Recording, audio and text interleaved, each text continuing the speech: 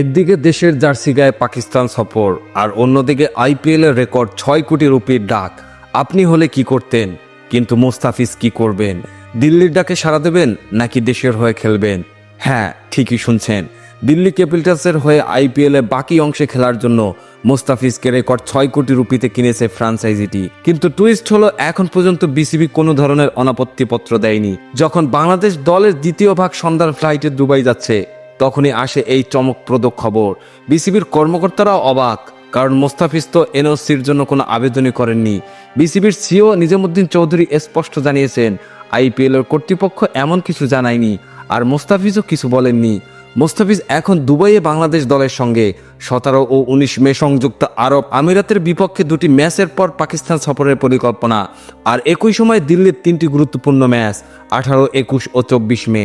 তাহলে মুস্তাফিজ কোথায় খেলবেন? পাকিস্তানের দেশের হয়ে লড়বেন নাকি আইপিএলে কোটি টাকার প্রস্তাব লুফে নেবেন? কি বলছে বিসিবি? মুস্তাফিজ কি নিজেই চুপচাপ এই সুযোগটা লুফে নিয়েছেন? হ্যাঁ দর্শক, আপনাদের মতে মুস্তাফিজ কি সিদ্ধান্ত নেবেন? দেশের হয়ে খেলবেন নাকি আইপিএলের মোহ? নিচে কমেন্টে জানাতে ভুলবেন না। খেলাধুলার সকল আপডেট পেতে আমাদের ইউটিউব চ্যানেলটি সাবস্ক্রাইব এবং ফেসবুক পেজটি ফলো দিয়ে লাইক, কমেন্ট, শেয়ার করে আমাদের সাথে যুক্ত থাকুন। ধন্যবাদ।